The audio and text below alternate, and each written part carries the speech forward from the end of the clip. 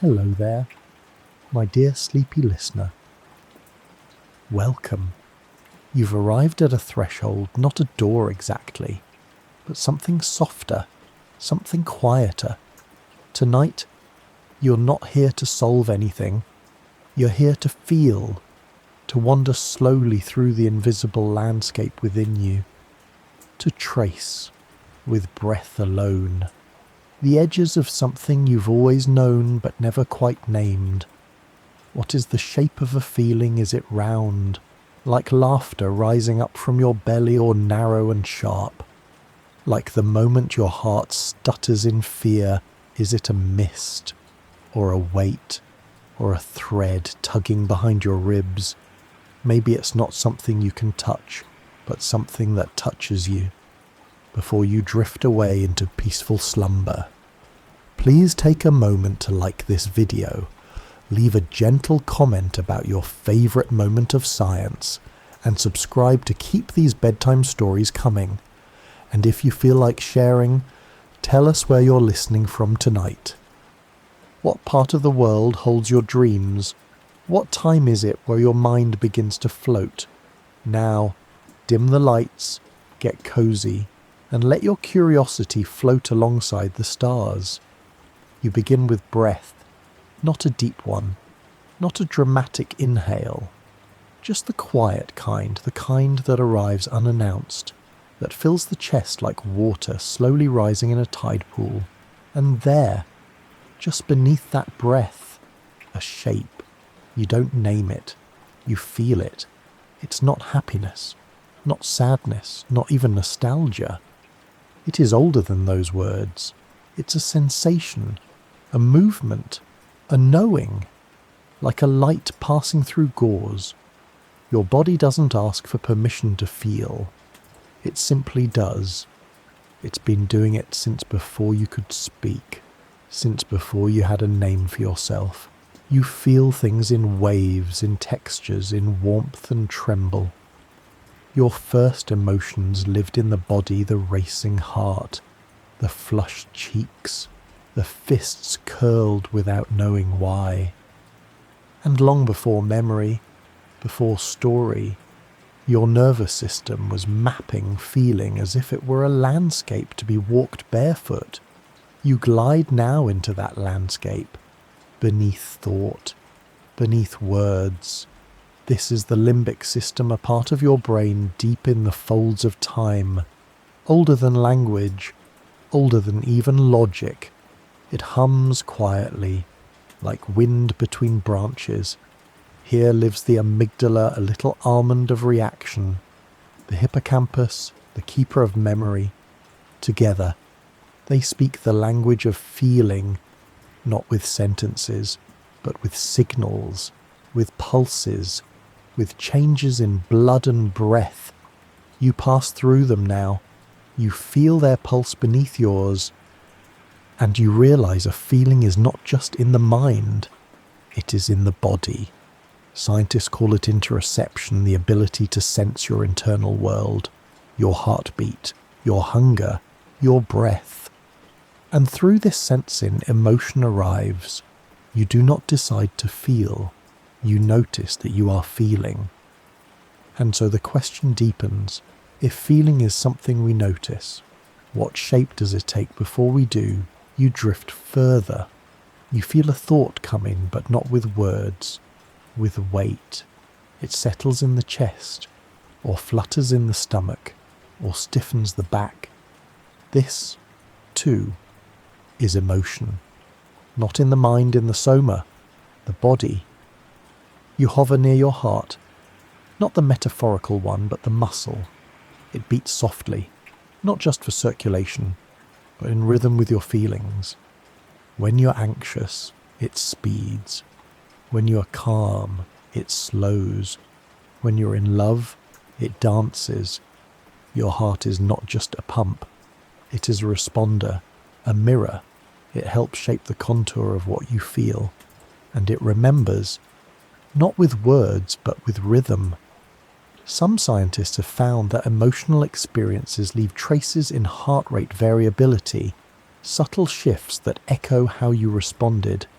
Joy has its own rhythm, so does sorrow, and so a feeling is not static, it moves. You float now through a memory, not one with words, just a sensation, the smell of rain, the colour of a childhood kitchen, the curve of someone's smile as they turn toward you. You don't remember what was said, but you remember how it felt. That, too, is shape. Emotion lives in the space between stimulus and story, between trigger and thought. It is the shimmer that arrives before you assign meaning, and once you name it, it has already changed. The ancient philosopher Spinoza once wrote that emotion is the body's way of orienting itself in the world, a motion toward or away from something. Love pulls, fear recoils, grief folds, awe expands. So what, then, is the shape of a feeling?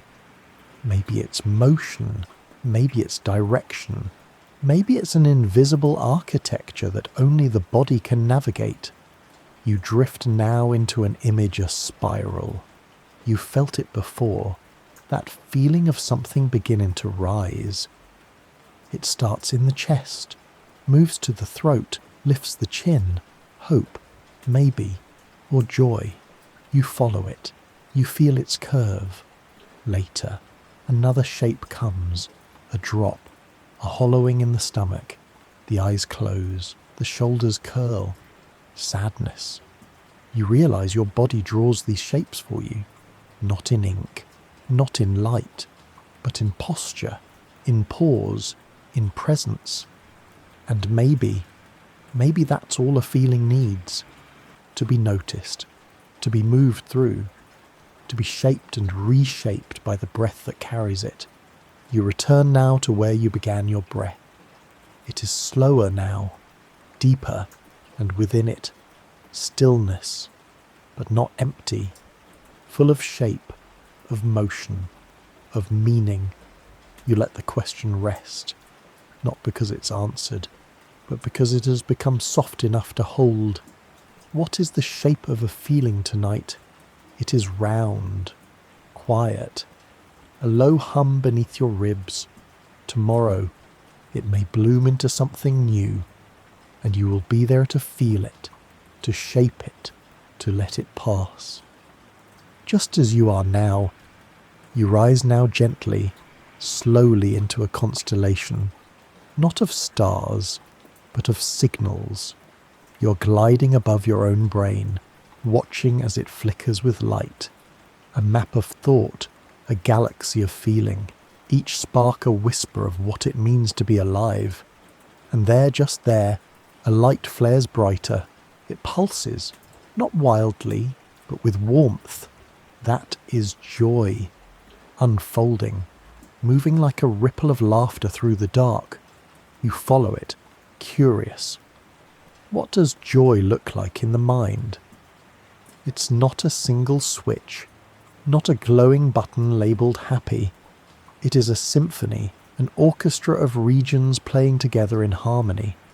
You drift through the prefrontal cortex, where decisions and reflection bloom. Here, joy gives shape to possibility, a horizon drawn wide with light. Then through the ventral striatum, the reward center, where dopamine flows like a golden stream whenever you feel surprise, pleasure, delight. You watch this reward path glow, lighting up like city streets at dusk, not randomly, with purpose. Joy, it seems, is not just a moment. It is a movement, a neural choreography woven across time and space. And yet you realize something tender. The brain doesn't distinguish between joy imagined and joy experienced. The same areas flicker whether you're living joyfully or merely remembering joy. You float gently toward the hippocampus, that curved seahorse of memory. You pass scenes of laughter, of sunlight, of closeness. And the brain responds. It glows, even in memory, even in dream. Joy returns like warmth to the skin. Scientists have scanned the brain during moments of deep happiness in artists, in dancers, in monks, and they find the same truth: joy is not silent. It moves, it spreads, it connects. And this is what you begin to see now. Joy is not a point, it is a pattern. The nucleus accumbens, the orbitofrontal cortex, the insula. Each region responding in chorus, each one lending its note to the melody of joy. You drift downward now, into the body. Because joy is not just mental, it is physical. You feel it in your chest, in your face, in your breath. Your heart rate slows, but your skin tingles. Your muscles soften, but your eyes shine. This is the embodiment of joy, not imagined, felt. And it's not always loud. Sometimes, joy is a quiet cup of tea, a bird's shadow moving across a wall, a sentence spoken by someone you missed, tiny pulses, tiny lights, and still, the brain rejoices. You float beside a memory. You are younger. Someone is smiling at you. You don't remember the reason, but you remember the feeling, and just like that your brain lights up. A wave of dopamine, a quiet surge of oxytocin, that softening of the brow. You feel joy. Again. Now. This is called emotional reactivation. The brain's ability to feel again what it once felt. Not perfectly. Not fully, but enough. Enough to warm you. Enough to heal you. Enough to shape your choices. Because joy is not just a response, it is a guide. It helps the brain learn what to move toward, what to seek, what to trust. You drift now into a place with no specific name, a pause between thoughts, a space between regions, and there, you realize joy can also be the absence of ache, a soft baseline, a lightness in the limbs, a room with open windows and nothing left to prove. You are allowed that joy too, the unremarkable kind, the quiet hum. You pass through the default mode network, a set of brain areas active when the mind is at rest. Not idle, not empty, but open. This network, scientists say, may help shape your sense of self, your stories, your inner monologue, and when infused with joy, those stories become brighter, kinder. You notice your thoughts soften. Your voice toward yourself becomes gentler. Even without realizing it, joy has shaped how you speak inside your own mind. This, too, is a kind of map, not drawn in lines, but in language, in self-compassion, in the spaces where your mind chooses peace. You float up again and look down at the brain like a glowing continent, each feeling a different topography, fear jagged and sudden, grief hollow and low, but joy rolls like hills, it curves like rivers, it spreads like dawn, and just before you drift deeper, you wonder if joy is a map. Could you return to it? Even on hard days, even when the world feels closed, and the answer hums quietly in your chest. Yes. Because joy is not a destination. It is a pattern you remember how to feel. It's a shape that lives inside you, waiting patiently for light. You drift lower now, not down into darkness, but into depth. Into the dense, layered gravity of memory and the strange, secret way it holds emotion in the body long after the story has ended. You feel it before you see it, that subtle heaviness in your shoulders, the familiar tightness in your jaw, the curl of your fingers when you think of something you haven't said aloud in years. This is the body remembering what your mind has long forgotten, a memory not recalled, but carried. You move softly through your own form, as if walking through a house you've lived in for a lifetime but only now begin to notice the creaks in the floor, the drawers that stick, the warm spot near the window where the light always lingers. Here, deep in the muscle, deepest the breath. Emotion is stored, not with perfect accuracy, not with timeline or dialogue, but with weight, with sensation. Scientists call this somatic memory, the way the body holds traces of lived experience. You were touched, or startled, or comforted, and your nervous system remembered, even if you forgot. You drift to your spine now. There is a tension here, subtle, constant. It arrived during a season of waiting, of watching, of hoping someone would come home, or pick up the phone, or say something kind. You didn't name the emotion then, but the body shaped itself around it. Posture changed, breath shortened, and the memory became muscle. You pass your hands. There's something stored there too. Not a specific moment, just a readiness, a tendency to hold, to grip, to prepare for something. What were you preparing for? You don't need the answer. You only need to feel the shape of it, because this is what emotion does when left unspoken. It settles, not as a burden, but as a presence. You glide to your stomach. The quiet churn of worry lives here, years old, maybe decades. It is not sharp, it is not loud, but it is still there. This is not pathology, it is humanity. Your brain does not live alone. It speaks to the body constantly. Through the vagus nerve, that great wandering thread that connects your mind to your gut, your lungs, your heart. It carries emotion both ways. Not just thoughts making bodies ache, but bodies shaping thoughts. Stories, beliefs. You pass a spot near the ribs. It tightens when you remember a name. Not because of what was said, but because of what wasn't. You never had closure, and the body knows. It always knows. You drift now through a memory. You're a child. Someone is yelling in another room. You hide, and even now, as you hover above it, your shoulders curl in, your throat dries. The body remembers what the mind cannot bear to hold. This is called implicit memory. It doesn't form as narrative. It doesn't live in words. It lives in response. The flinch, the pause, the pull away. But it also lives in the reaching, in the comfort, in the gentle habits you form to protect yourself, the way you pace when anxious, the songs you hum when alone, the rituals that soothe you, though you can't explain why. All of these are memory, all of these are weight.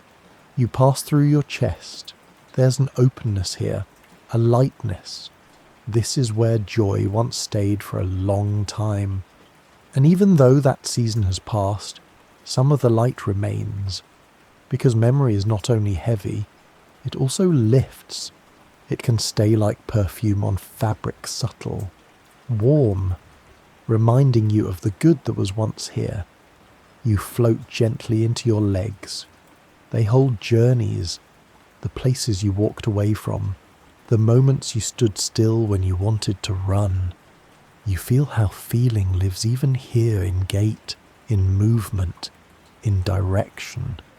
Your body has always known where to go, even when you didn't. You rest now in stillness. And in this silence, you begin to wonder, can the body forget? Can it unlearn the patterns of holding, the reflexes of tension? Science says yes, through awareness, through breath, through safe touch. You can bring compassion to the places where memory lives. You can soften the jaw, unclench the hand, breathe deeper into the spine, not to erase, but to offer kindness. You float now beside yourself, the body you live in. the one that has carried you, held your grief, cradled your joy, absorbed the world with no armour but skin and breath. You thank it. You do not demand it remember everything clearly. You do not force it to forget. You simply notice. This is what healing can be, a noticing, a return, a soft whisper to the tense places you can let go now. You're safe. You don't need to hold this anymore, and slowly, you feel the weight lift. Not all of it, not all at once, but enough. Enough to float, enough to breathe, enough to drift onward to whatever feeling comes next. You drift now into a quiet bend in space. Not outer space, but the deep interior cosmos of your own being. Here, the world does not expand. It draws in, contracts, curves gently inward as if folding around a thought too heavy to leave behind. This is the shape of sorrow. It doesn't arrive with thunder, it doesn't scream, it gathers slowly, softly, like dusk entering a room, blurring the edges of everything it touches. You don't run from it. You hover, curious. What is this shape? Why does sadness change the world so completely? You move slowly through the body, and already you feel it. The heaviness in the chest, the pull of the shoulders, the downward gaze. Sadness has gravity. It draws you inward, downward, backward. Scientists have found that sorrow can alter time perception. When we're grieving, when we're longing, moments stretch, minutes feel like hours, the present blurs. The future seems distant. You drift through your mind's inner clock, watching it wobble slightly, as if caught in a current. This, researchers say, is because sadness slows cognitive processing, not because it makes us weak, but because the brain is holding more. Like a ship carrying extra weight, it moves with deeper care. You float near the amygdala once again, the brain's emotional sentinel. It glows differently now, less sharp than fear, less scattered than joy. Sadness activates it just enough to keep us still, to ask us to feel. And here in this slowing, you begin to see the wisdom. Sadness is not a mistake.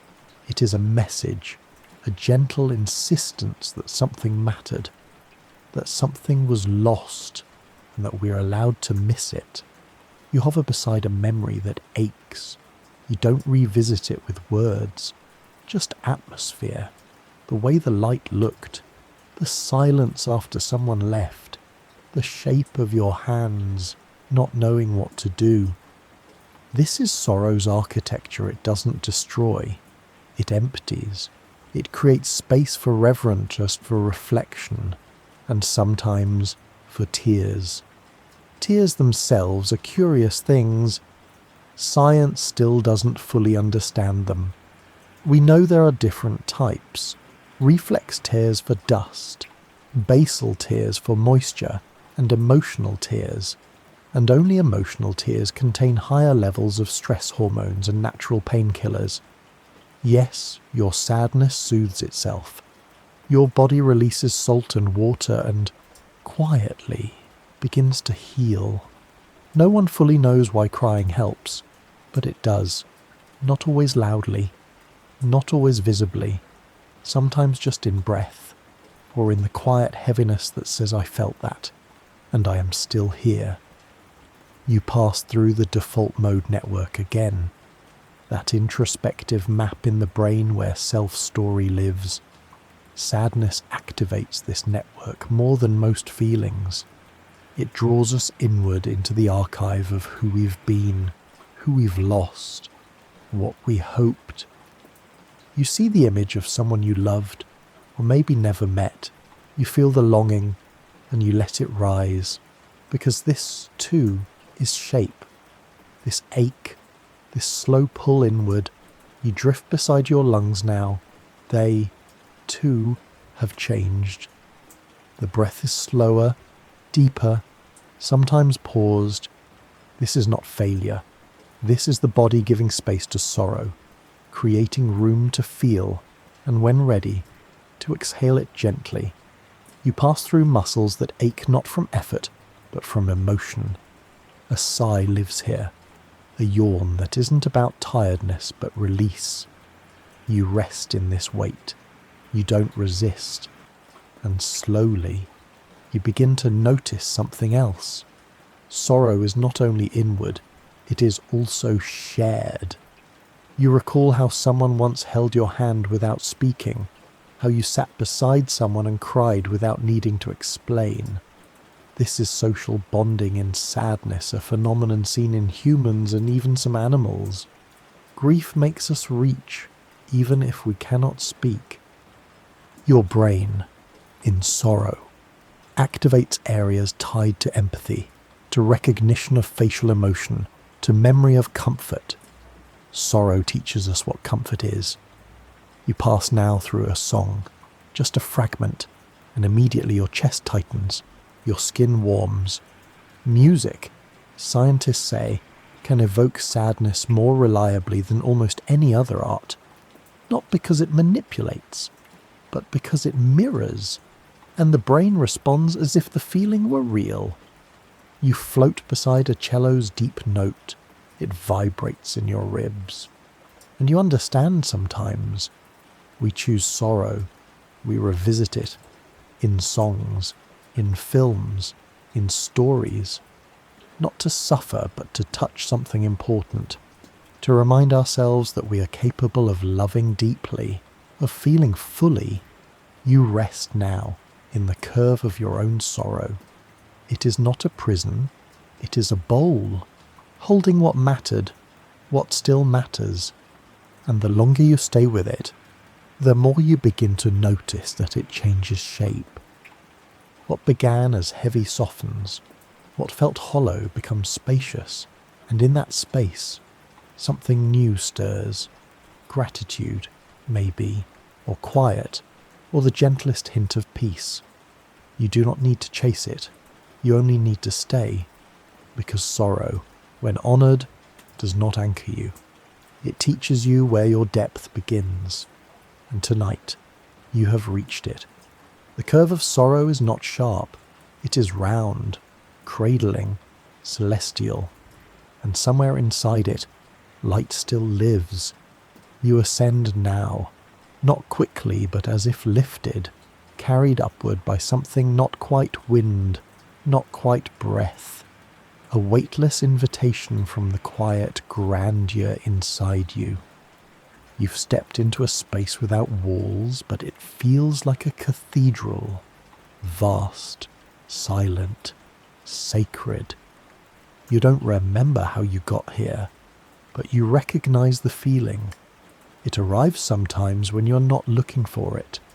The edge of a canyon, in the hush between notes of music, under a canopy of stars, that sudden quiet, that pause, that soft widening of your inner self. This is awe.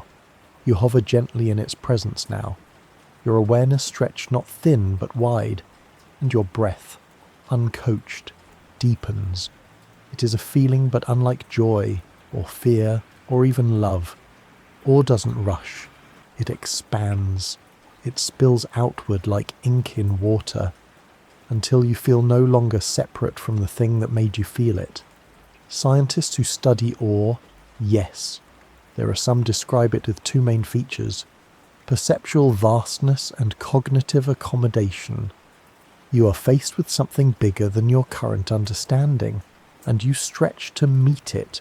Your brain, so used to labeling, pauses, and that pause, that wonder, creates space for something more than thought. It creates the possibility of transformation. You pass through the default mode network once again, that part of the brain linked to self-reflection. Awe quiets it, not shuts it off, but hushes the inner narrator. The eye becomes softer, and in its place you feel we, or this, or just silence. You float now into a memory. You stood once under a tree taller than any you'd seen. The wind moved through it. The light scattered across your skin. You didn't say anything. You just felt it. The hugeness, the beauty, the reminder that you were small and that smallness was not shameful. It was sacred. Awe is paradox. It shrinks the ego but enlarges the soul. It reminds you that you're not the centre, but you are very much a part of the whole. You drift through your visual cortex. Your pupils widen, your eyes slow. Awe changes how you see. Details sharpen, colours deepen, the edges of things soften. Your brain, trying to understand something vast, becomes more receptive. You're not scanning, you're absorbing. And even in this state, a quiet part of you asks, why do we feel awe at all? What is its purpose? No one knows for sure. Some theories suggest that awe evolved to help us bond in groups, to follow leaders, to respect power. But more recent thinking says maybe awe evolved to open us, to dissolve boundaries, to reset the mind. You pass through the parietal lobe, now a region linked to spatial awareness, to the sense of where you end and the world begins. Awe blurs this boundary. You feel part of rather than apart from. In this blurring, something beautiful happens. You stop needing answers. You stop needing to name the feeling, and you just feel it. You drift into your breath. It is slow, complete, as if your body knows that something precious is happening. Or, you see, doesn't just change the brain, it changes the heart, literally. It slows the heartbeat, increases vagal tone, calms inflammation. Some researchers call it the most healthful emotion, not because it brings pleasure, but because it brings perspective. It reorients you. Like a compass realigning after magnetic interference, you remember what matters, what is. You think less about yourself and more about the stars, the forest, the music, the hand you're holding. You hover now in front of a painting, or maybe it's a sunset, or a child laughing. Your mind quiets, your chest opens, and you realize you do not need to understand this. You only need to witness. Awe does not demand, it invites, and you are invited now to rest in it, to let it hold you, to let the vastness pour into you without resistance. You pass through old beliefs, and some of them fall away, not painfully, but like leaves in wind. Awe makes space for new truths, not rigid ones, but wide, shimmering ones that ask better questions than they give answers. You are, in this moment, aware of your own awareness, and it feels good, not because it's loud, but because it is vast. You are here, and so is everything else, and for once, that is enough. You rest now in the cathedral, the space within you where awe lives, where it waits, quietly, for you to look up, or slow down, or notice. And in this noticing, you become something more than yourself. You become open. You drift now into a room with walls that feel close, not threatening, but alert. The air here is sharper, each sound distinct, each shadow slightly more defined. You've entered the part of yourself that doesn't dream but watches, waits, calculates. This is the space shaped by fear, and the shape is very different from awe, from joy, from grief. Fear tightens, it draws the lines closer, angles them inward, it turns smooth curves into corners and soft edges into blades. You hover near the centre of this architecture, a structure no bigger than an almond, but ancient, the amygdala, tucked deep in your brain. It is one of the oldest parts of your emotional system. It doesn't ask questions. It answers them fast, without language. Without permission, you feel a pulse from it now. Quick, direct. Fear has awakened, not in panic, but in readiness. You pass through a memory, a door slamming, a voice raised, or maybe just a look, and your breath catches, your eyes sharpen. The amygdala does not distinguish between past and present. It reacts. Before the thought comes, before the meaning forms, the body responds. Your heart quickens, your muscles tense, your pupils dilate. This is the sympathetic nervous system, the body's ancient alert system, often called fight or flight, but it's subtler than that. It can freeze, it can fawn, it can prepare you to disappear or to defend. Fear is not a mistake, it is protection. You float through the bloodstream now, watching cortisol and adrenaline flow like invisible armour, not to make you afraid, but to sharpen your awareness, to keep you safe. Fear shrinks the periphery. It focuses. You're no longer aware of the room, only the sound near the door, the smell, the movement. Everything becomes now. The future collapses. The past vanishes. This is how fear shapes time, not slowly, like sadness, but urgently, like a snap. You pass into the prefrontal cortex, your brain's reasoning center. In moments of intense fear, it dims, because survival does not need philosophy. It needs action. But fear that stays too long, it rewires. It builds maps of danger where there was once peace. You feel one now, a place you avoid, a scent that makes your skin tighten. You no longer remember why, but your body does. This is fear's geometry, sharp, repetitive, precise. It loops. A sound becomes a warning. A look becomes a threat. Your brain, shaped by repetition, forms patterns, but patterns can be softened. You float now into the hippocampus. Fear's quieter companion. It adds context. It says you're safe now. This is not the same. But only when it's allowed to speak. In trauma, the amygdala speaks louder. The hippocampus gets drowned. And so fear stays sharp. Too long. But you're not trapped. You move through the breath. You feel how exhaling longer than you inhale tells the body you're not being chased. You pass through the vagus nerve, the wandering wire that carries safety through your body. You hum, you sigh. You hold someone's hand, and the geometry shifts. Sharp lines soften.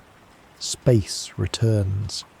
This is neuroception, your body's ability to detect safety without conscious thought. You are learning now that fear is not always an enemy. Sometimes it is a signal that something once mattered deeply, that you were hurt, or startled, or unseen, and your body promised never to let it happen again. You drift into the chest, feel the flutter, the thump, the armour. You say, gently, thank you, and the body listens, not all at once, but over time. You pass a hallway of childhood fears, some still living, some long gone. You remember being afraid of the dark, of deep water, of being forgotten. You remember how big fear felt in a small body, and now you carry it differently, not always smaller, but with more softness, more tools. You pass through fear's twin anticipation, the nervous joy before a leap, the flutter before a kiss. The brain sometimes mistakes one for the other, the same circuitry, activated in different keys. You feel it now, the edge between fear and excitement, a shimmer. You do not have to choose. You can let both live here. You move through fear not to eliminate it, but to understand it, to honour its shape, and when it no longer serves, to offer it rest. You reach the exit now. The angles widen. The air softens. Fear has not left, but it has eased. You have seen it, named it, breathed with it, and now you move beyond its sharp geometries into the next room, into the next breath, knowing you carry strength shaped not in the absence of fear, but in the space you gave it to soften.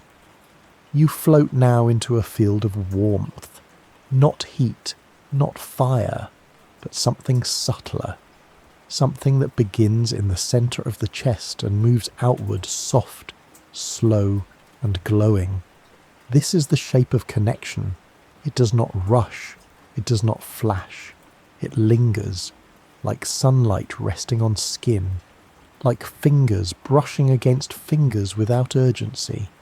And within it, you begin to feel another shape rising not just around you, but within you. It's not a feeling you can summon on demand. It comes when it's ready, when the conditions are right, when your body trusts. You are not alone, you are with, and that changes everything.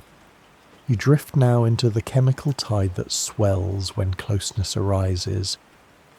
The neurotransmitter is called oxytocin, sometimes called the love hormone. Though love is far too large to be captured by a single molecule, oxytocin flows during touch, during eye contact, during moments of deep safety. You pass through the hypothalamus, the place where this warmth begins. From here, oxytocin is released, travelling through your body like a silent messenger carrying the simple news: you are held, you are seen, you are safe, and the body listens.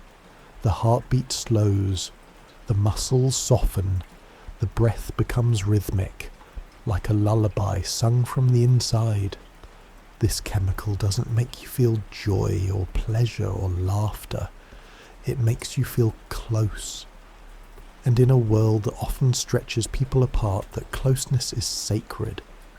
You float now through a memory. You are lying next to someone. No words, no rush, just the stillness between heartbeats, the sound of breathing in tandem.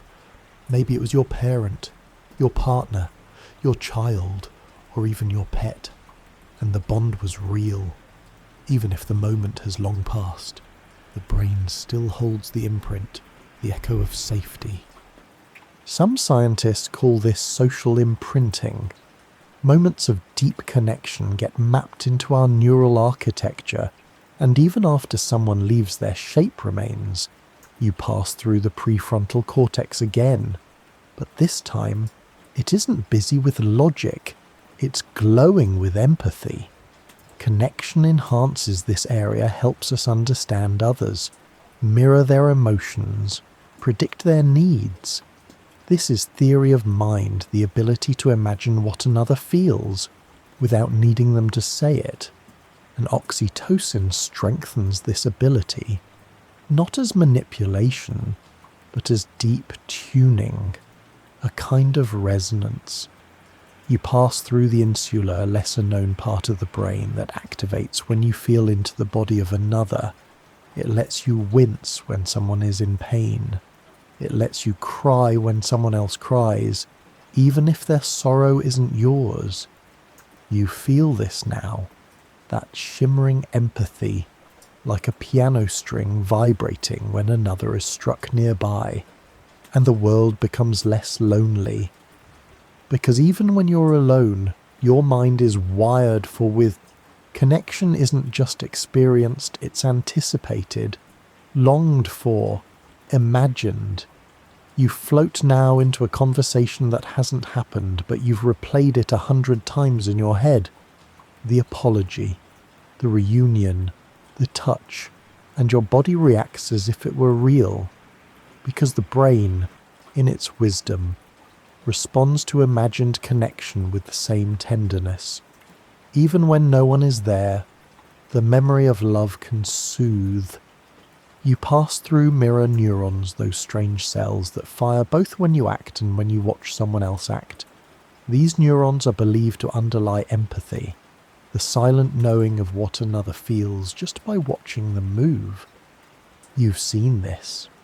In tears that fall when a character suffers, in the swell in your chest when someone triumphs. Your body knows how to join. You move into the parasympathetic nervous system, the rest and digest part of you. It hums softly when connection is felt. It reminds you, you don't need to be on guard. You are allowed to exhale. And sometimes, connection means being seen. And sometimes, it means seeing someone else.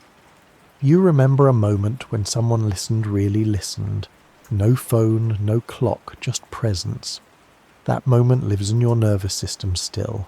It shaped your feeling of worth, of being real, because connection confirms you. It says you exist, and I'm here with you. And sometimes you get to say that to others. You float through a memory of comforting someone, a hand on their back, a soft word. You felt your own pain dissolve a little. Because connection isn't just healing for the receiver, it soothes the giver, too. Oxytocin rises on both sides. Touch is one of its most potent triggers. Skin to skin, palm to shoulder, a hug. You float now near your own skin, your largest organ, filled with receptors that wait for warmth, for care. Even your immune system responds to connection.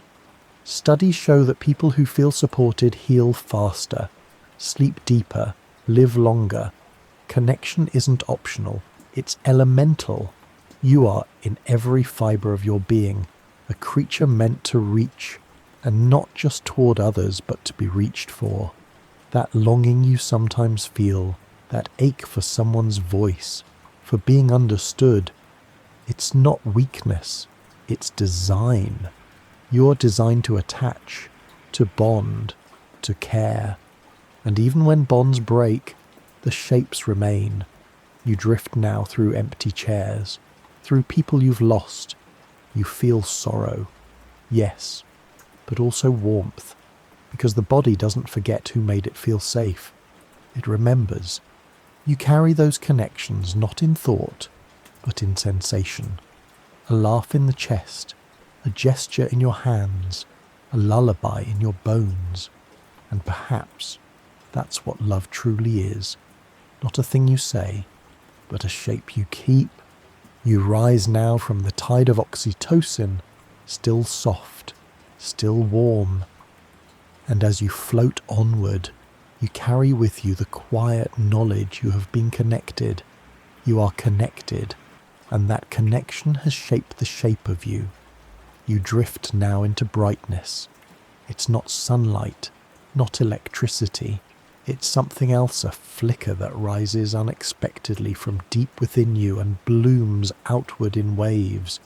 You feel it coming before it arrives.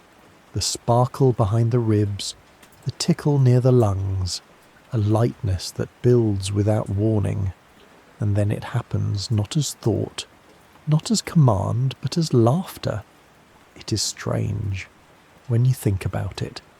Air expelled from the lungs in strange rhythmic bursts, face contorting, eyes watering. Why do we laugh? What is it? Really? You're not sure? No one is. Not entirely. You drift now into the body mid-laugh your own, or perhaps a memory of someone else's. The diaphragm pulses, the cheeks lift, the muscles around the eyes crinkle. Breath becomes sound. It is not controlled. And yet, it brings control. Tension melts. Walls lower. Two people look at each other and suddenly feel the same shape inside. Connection through absurdity. Unity through vibration. You hover above the brain now. The prefrontal cortex glows, trying to make sense of something surprising or ironic. Language, recognition, a twist.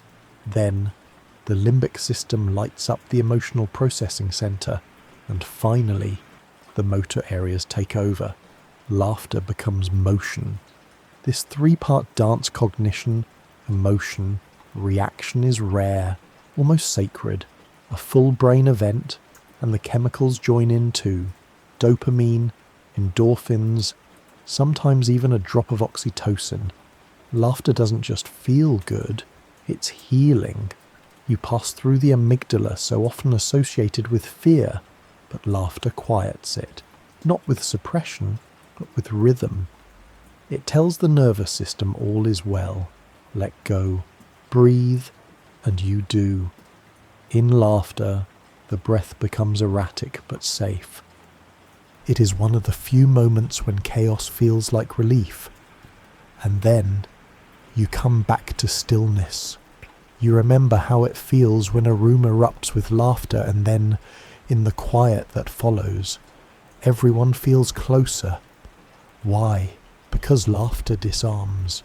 It levels. It rearranges the room. Power dissolves. Status vanishes. You're just breath and body and light. You float now through ancient caves. Early humans carved symbols, painted stories. We do not know if they laughed, but surely they did, because laughter isn't new. It predates language. It is seen in other primates: chimpanzees, bonobos, even rats. A breathy play call, a way to signal safety, a way to say we are pretending. This is not danger, this is joy. So laughter, you see, may be one of the earliest forms of emotional signalling, not a joke, a bond. You drift into the memory of a laugh that surprised you. A time when things felt heavy, and someone said something not even clever, just true, and you laughed, not out of disrespect, but out of release. This is incongruity theory, the idea that we laugh when something violates expectation in a way that feels harmless. Your brain wants coherence, and when it finds unexpected truth, it celebrates with sound, with breath, with warmth. You move through superiority theory next, the laughter that rises when we feel cleverer, safer, more aware. And then relief theory, where laughter releases built-up tension, like steam escaping a kettle. No one agrees on which theory is right. Maybe none, maybe all. Maybe laughter isn't meant to be dissected. Maybe it's a shape that only appears when you stop chasing it, like a butterfly or joy. You float now through the mirror neurons, the ones that activate when you see someone smile or hear someone laugh. And you feel it rise again, not because you want to, but because your body responds. Laughter is contagious, not metaphorically, neurologically. Even if you don't understand the joke, even if you're in a different language, the sound alone can lift you, because your brain recognizes the rhythm and joins in. You float beside your lungs now. You feel how laughter clears them, how it acts almost like breathwork, intentional, cathartic, aerobic.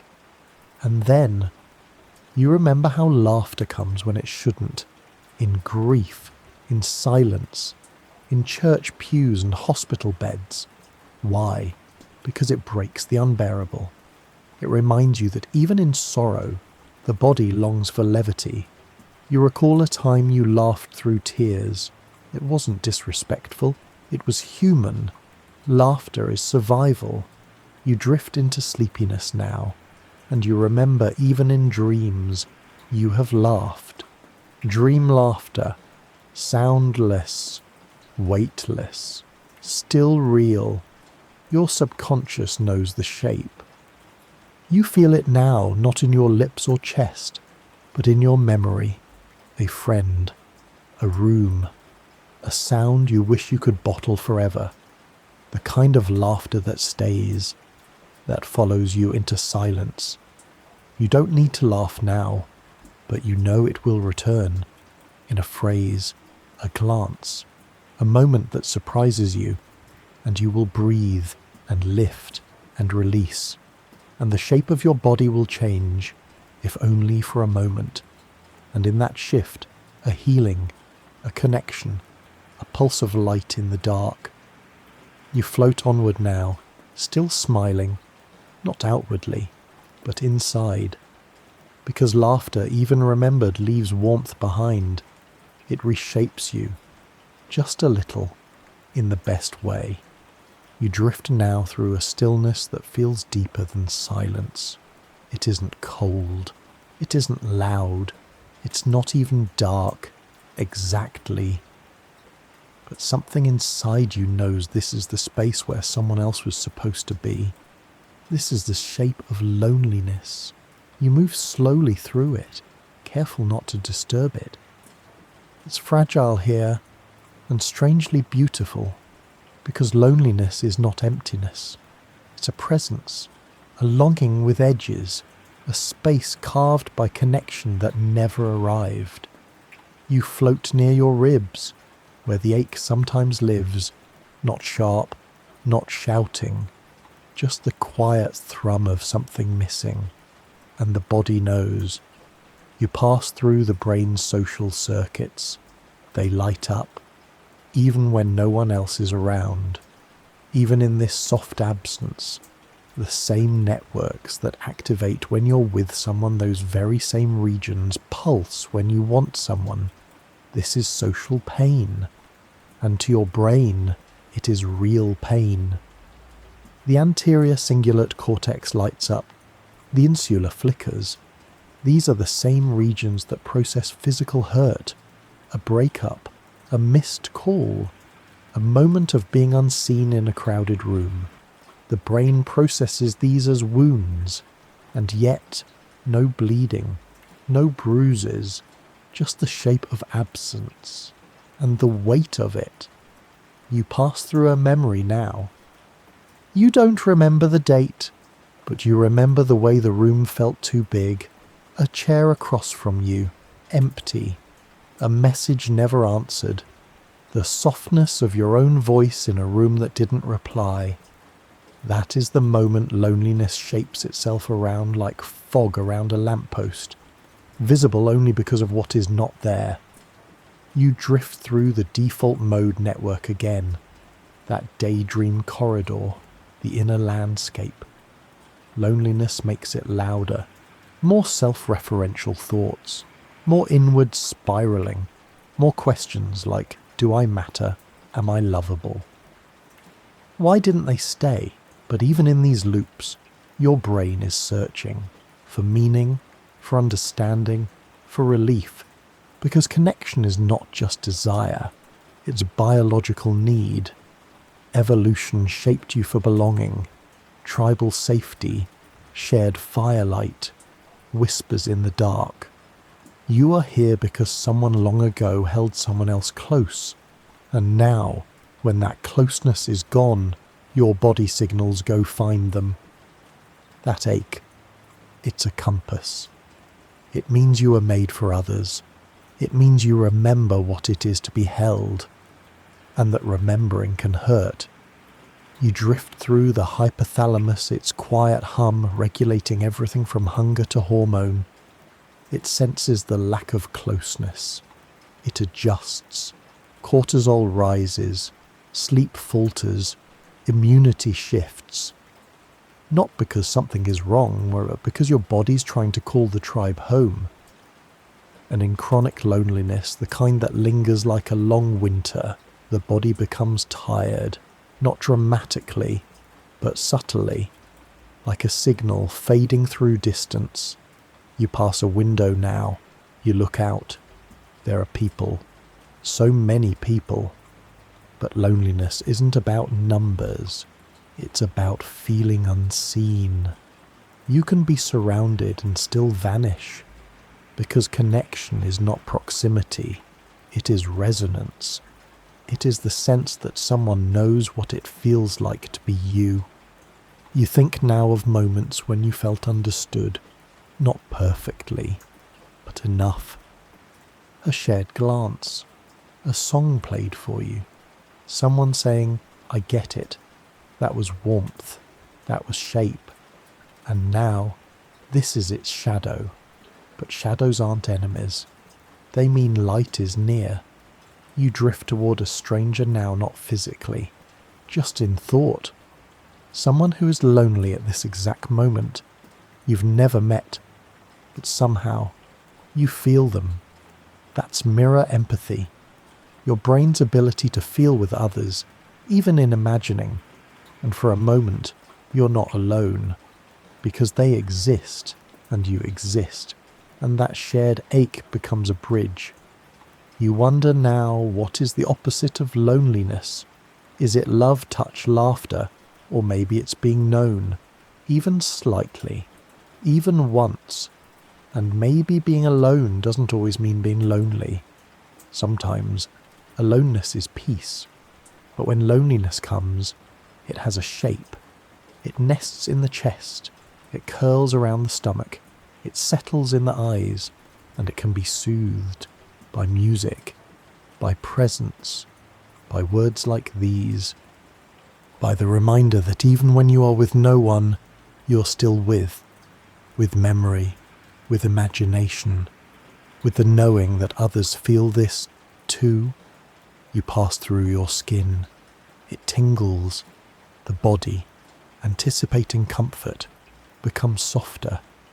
Even this imagining of company releases oxytocin, small doses, but real. Your brain believes in comfort, even when it's whispered in the dark.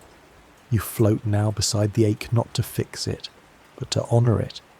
You place a hand, gently, on your own chest, and the body hears it. It says, "I'm still here. I haven't left you. You matter." You rest in that for a while, and the sharp shape begins to change. Stillness begins to bloom. You are not fixed. You are felt. You're not forgotten. You are felt. Even now, even here, someone is with you, and that someone is you. You drift now to the outer edge of your body, to the gentle frontier between what is you and what is the world. Your skin, soft, vast, alive with meaning. It holds you in, but it also opens you. You glide just above it, as if floating through the veil of a dream. And as you do, you begin to notice this is not just protection. This is communication. This is sensation, memory, emotion, encoded in warmth, in pressure, in the brush of another hand against your own. The skin is not just a boundary, it's a language, and touch is its voice. You float gently along the curve of the arm. Billions of receptors lie beneath the surface. Pressure sensors, temperature gauges, pain detectors, delicate fibers tuned to vibration, to movement, to the softest whisper of fabric or breath. And among these, there is a special kind, a rare kind. See tactile afferents. These are the slow touch receptors, unmyelinated, lazy, poetic. They fire only when the skin is stroked gently, at just the right speed, at skin temperature. And when they do, they don't tell the brain, "This is fabric," or "This is a finger." They tell the brain this is care. You pass through the spinal cord, watching the signals rise upward to the insula, a region linked to emotion. That's right. Touch, especially gentle touch, doesn't just register as feeling, it registers as feeling felt, safety, warmth, presence. This is why a hug can still the heartbeat, why a hand on your back can dissolve a sob. Touch isn't just physical, it's emotional, biochemical, spiritual. You remember now the first time someone held you. Not a memory in words, but in temperature, in rhythm, in lullaby. Your brain doesn't store that moment, but your body never forgot. Touch is your first language. Even in the womb, you responded to pressure. Even before sight or sound, you knew what it meant to be surrounded by something warm and alive. And you still know. You float over the back of your neck, a place so sensitive, so deeply wired for reaction. A lover's kiss, a breeze, a threat. It's all information, but some touches. They are more than information. They are invitation to come closer, to trust, to melt. You pass through a moment now, someone brushing a tear from your cheek. You didn't ask, but they did, and everything in you quieted, because the body reads touch as truth. Words can lie, but warmth cannot. You float into memories of childhood, of being rocked, held, tucked in. The skin remembered these things, and now, even as an adult, your body craves the same assurances. A hand on your shoulder means more than a sentence. A hug can mean forgiveness, can mean I see you, can mean come back to me.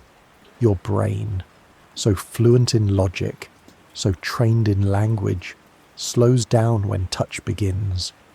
Because here, you don't have to explain, you only have to receive. You feel how loneliness and touch are bound together, how isolation isn't just about space, it's about skin that hasn't been spoken to in a long time.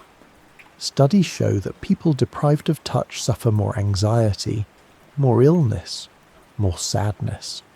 Touch isn't luxury, it's nutrition. The oxytocin released from a hug, the serotonin rise after a massage, the immune shift after a mother strokes her baby's back. This is chemical love. This is biology as comfort. You float through your own hands now, those tools of giving.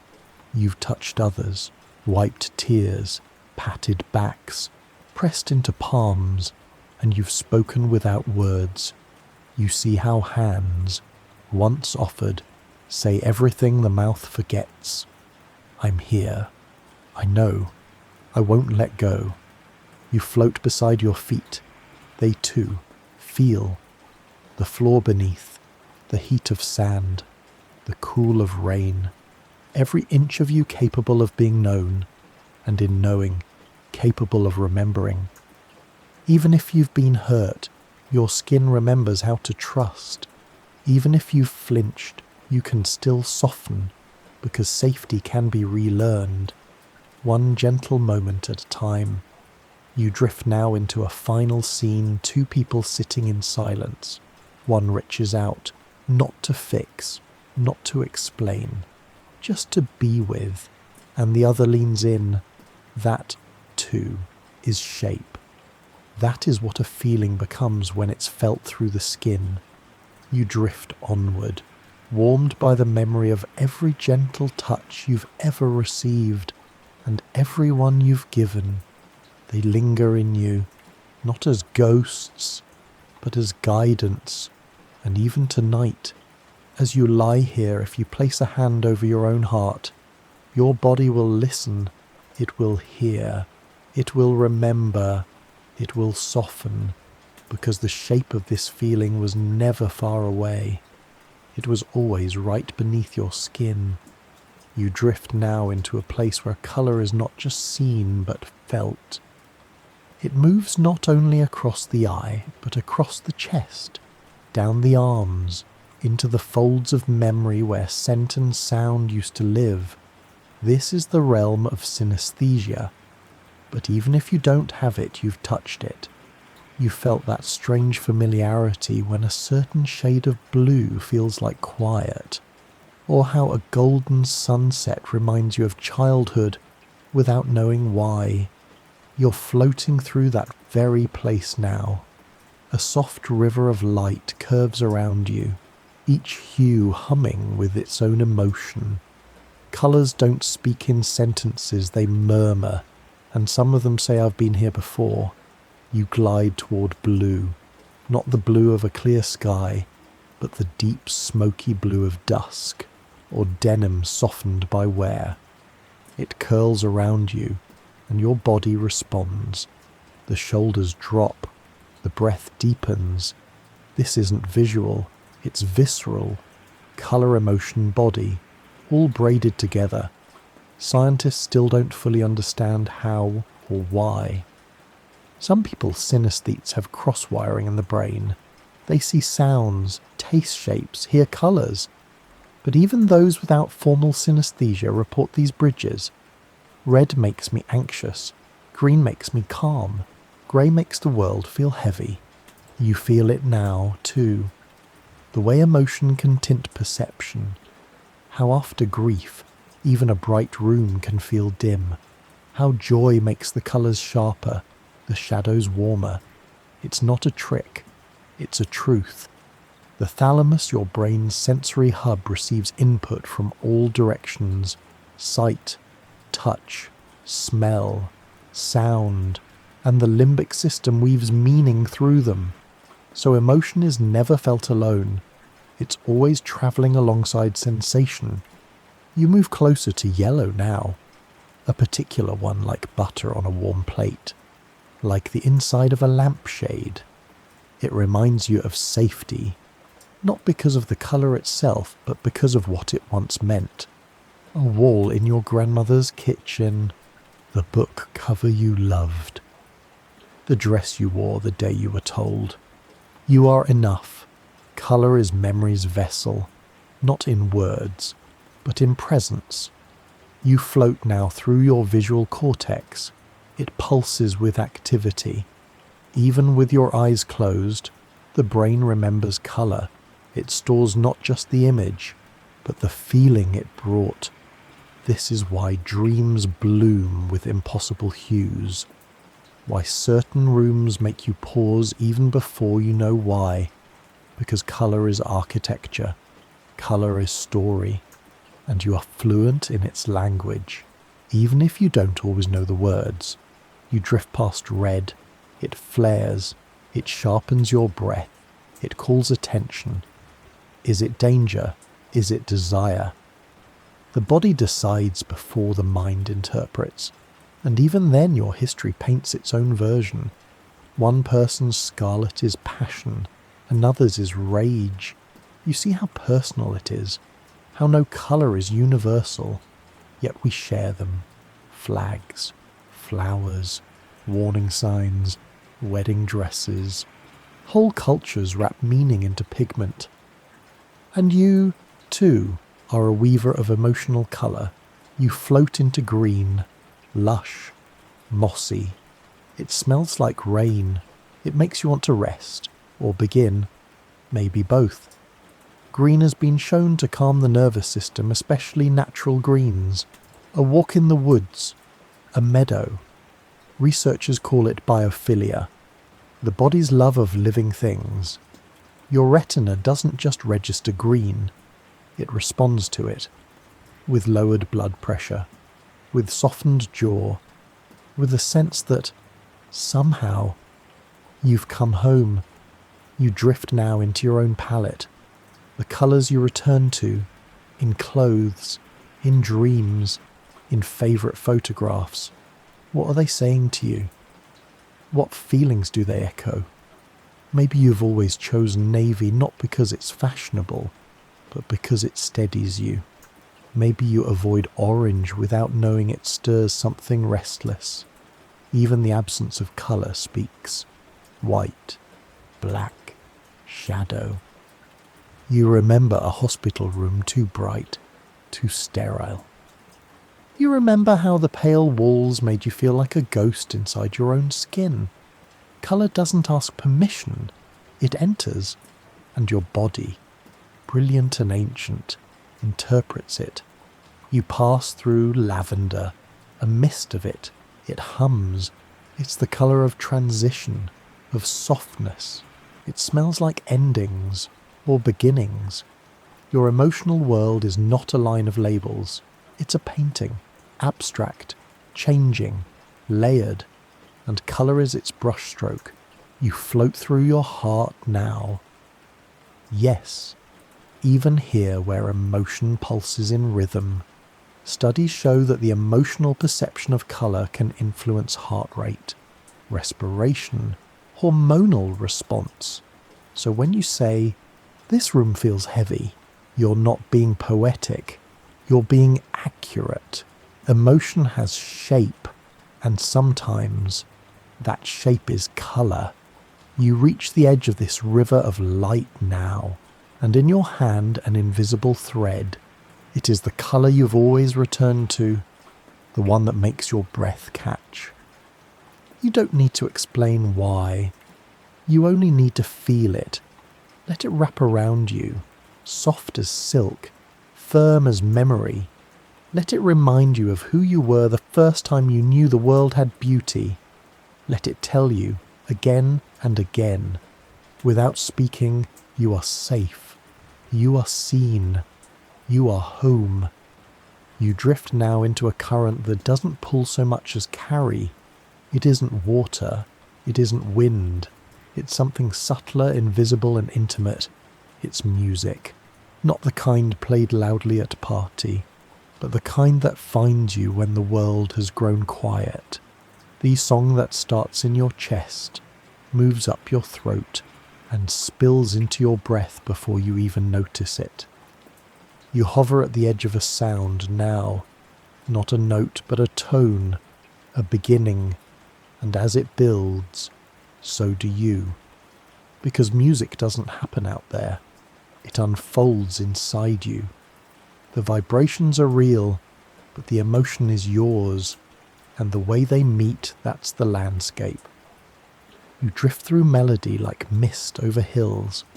There's a contour to it, a rise, a dip, a spiral. It feels familiar, but also new, because no song ever enters you the same way twice. Your mood, your body, your memory, they shape the way sound becomes feeling. You pass through your auditory cortex, watching as the brain maps the frequency, but just beyond that, the limbic system stirs, the amygdala, the hippocampus, even the nucleus accumbens that tiny node of pleasure and reward they light up with rhythm. Why? Because music, though it lives in air, lands in emotion. A major chord lifts, a minor chord sighs. You feel it in the gut long before your mind assigns meaning. You drift now through the memory of a lullaby. Maybe it wasn't sung to you. Maybe you heard it only once, but the pattern of it still lingers like fingerprints on glass. Music, you see, doesn't just enter the ears. It etches. It becomes part of you. Even in silence, you can hear it.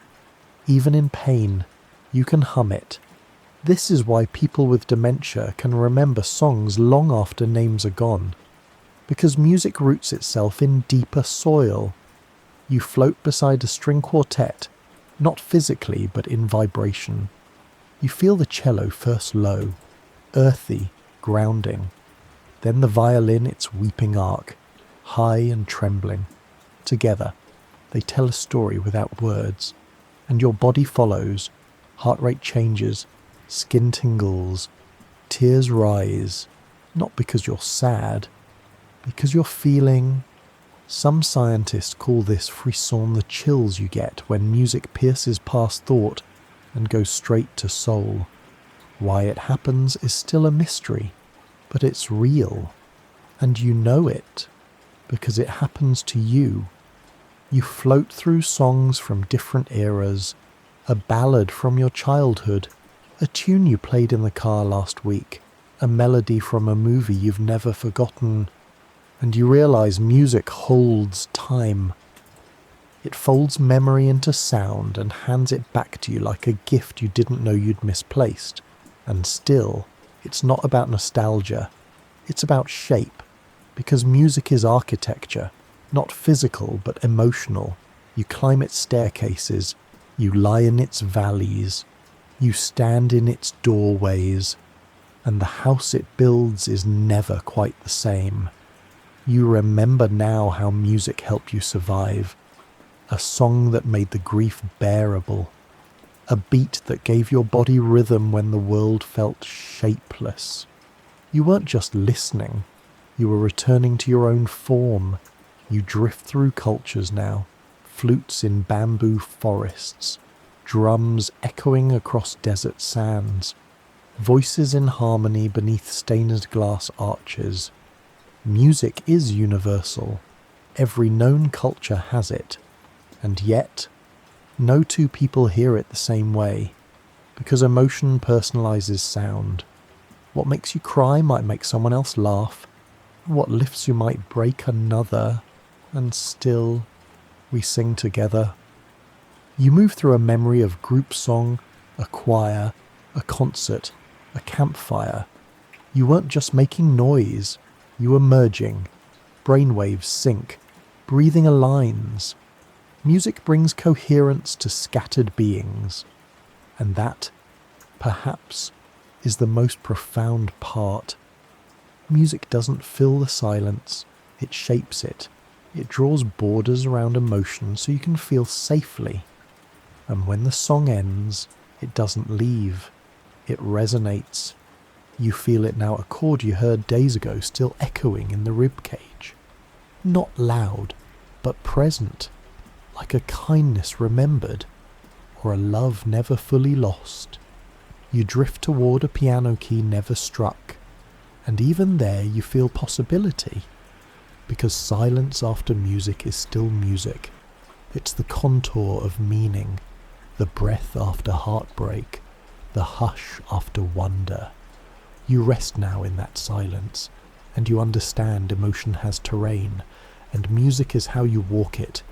Each chord a path, each rhythm a road, each pause a clearing to stand in and feel. You turn inward now, not to thought, but to pulse, to the slow and ancient drum beating beneath your ribs, the heart. It's been there from the beginning, beating in the darkness long before you had words, before you knew light, before you knew your own name, and it has never stopped. Tonight, you float into that rhythm, not to control it, not to change it, but to listen. You slip between beats now, noticing the space, the pause, the soft tremble of what was once called just a pump. But you know better. The heart is not just machinery. It is memory. It is messenger. It is mirror. You feel it flutter, not from exertion, but from feeling. Because the heart doesn't just respond to blood flow, it responds to joy, to fear, to love, to grief. And it remembers them all in the delicate choreography of its rhythm. You drift now through the autonomic nervous system, the great silent regulator. Its two branches, sympathetic and parasympathetic, constantly adjusting your heart's pace, rushing it forward when danger approaches, slowing it when peace is near, and emotions. They tip the balance. You remember a time you were nervous, maybe waiting for news or a knock at the door. Your heart didn't just beat faster, it spoke through pressure, through tightness, through an unnameable weight. Now you understand. That was the body feeling before the mind could explain. The brain, with all its language, often follows the wisdom of the chest, and in the centre of that chest a memory lives. Not a story, a pulse, because emotions, when strong enough, leave traces in the rhythm. You drift into heart rate variability, the measure of how your heartbeats subtly shift from moment to moment. A flexible heart, one that adapts, changes, breathes, is a resilient heart. And what influences this variability? Most emotion. When you feel calm, connected, content, your variability increases. When stressed, frightened, grieving, it narrows. Your heart becomes rigid, just as your thoughts might. You hover now in the stillness between beats, the liminal space. Here is where coherence begins, a state where heart and brain, breath and thought begin to align. Practices like meditation, breathwork, gratitude, they bring the heart into this gentle harmony, and with it, emotion softens. The storm slows. You feel it now, that shift from jagged to round, from erratic to rhythmic, and it isn't imagined, it's measurable, real. Your emotions sculpt your heartbeat the way a river carves stone. Even years later, the echo remains. You drift into the enteric nervous system, the second brain of the gut, and even here, signals flow from heart to belly and back again. Emotion travels, not as thought, but as impulse, as current, and sometimes as stillness. You float beside a moment you loved deeply. Maybe it ended, maybe it remains. Your heart quickens, but not in panic, in recognition. It's felt this before, and it offers you that rhythm again. You begin to understand why heartbreak feels physical. It isn't just poetic. The pain is real. The heart contains receptors for stress hormones, adrenaline, cortisol. In times of grief, the chemistry of the chest changes, and in rare cases, so does its shape. There is a condition called Takotsubo cardiomyopathy, or broken heart syndrome. It mimics a heart attack, but it's caused by intense emotional distress, loss, shock, sorrow. The heart shape changes temporarily. Imagine that, feeling so deeply that your body reshapes itself, but it can heal, and it often does. Because the heart is not only tender, it is wise. You drift now through its chambers, atrium to ventricle, valve to valve, each part humming with memory of races run, of hands held, of nights you lay awake, counting your own pulse to feel less alone. You remember, don't you? The time someone placed a hand on your chest and said nothing, and still everything in you quieted. That wasn't magic, that was resonance. Two nervous systems, briefly aligned. Your heart learning to trust again. You rise now from the center, from the pump, from the beat. You carry with you not just blood, but feeling. You are the history of every breathless moment, every surge, every silence. Your heart has been the narrator even when the brain was lost. And tonight, as you lay still, it speaks again. Not in panic, not in urgency, but in rhythm, in memory, in warmth. In the slow, patient song that says, I have carried you, I am carrying you still. You don't need to understand the music. You only need to listen and be held by it. You drift now into the soft grey between the known and the felt. A quiet frontier, not emptiness, but possibility. This is the realm of emotions without names. You know them. You've felt them. That sudden ache at the end of a perfect day. The sting of remembering someone who never knew you. The fullness that arrives when you hear a stranger laugh in a way that reminds you of someone you loved. These aren't labelled. They're lived. You float gently through the folds of the brain where language and emotion dance. The insula pulses with sensation gut, breath, skin, pulse. It feeds into the prefrontal cortex, where meaning is shaped, words are formed, but between them, there's a delay, a hesitation, a beat too long for certainty. That's where these nameless feelings live in the space between sensation and sentence. You glide through a memory now. There was no drama, no heartbreak, no smile, just a stillness. And yet you felt something, a twinge, a shimmer. You still don't know what to call it. but the body remembers. Emotion, after all, is not created by language. It exists before it, beneath it, beyond it. Naming comes later, often imprecise, and sometimes not at all. There's a German word, Sehnsucht. It means a deep, wistful longing for something you can't define. There's a Portuguese one, saudade, a grief for someone or something that may never return or never existed at all.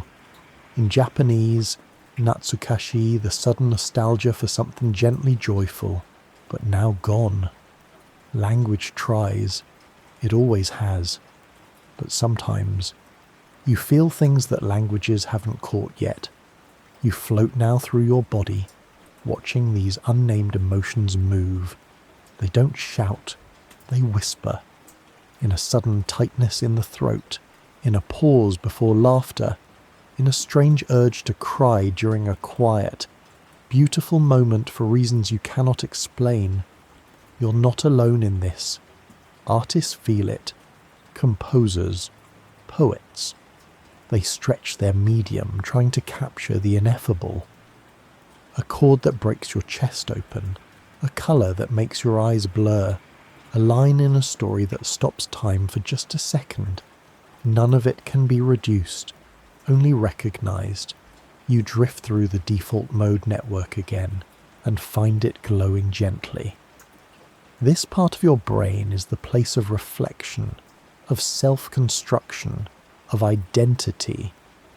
Here is where the unnamed emotions shape you the most, because they don't just happen to you, they become you, your preferences, your hesitations, the way you turn your head toward music but away from crowds, all of it sculpted by unnamed emotional currents that swam through you and settled. You float now through childhood. You remember sensations, a feeling of being small under a tall sky, a strange sadness during fireworks, a strange peace during thunder. You had no words then, and still the feelings were true.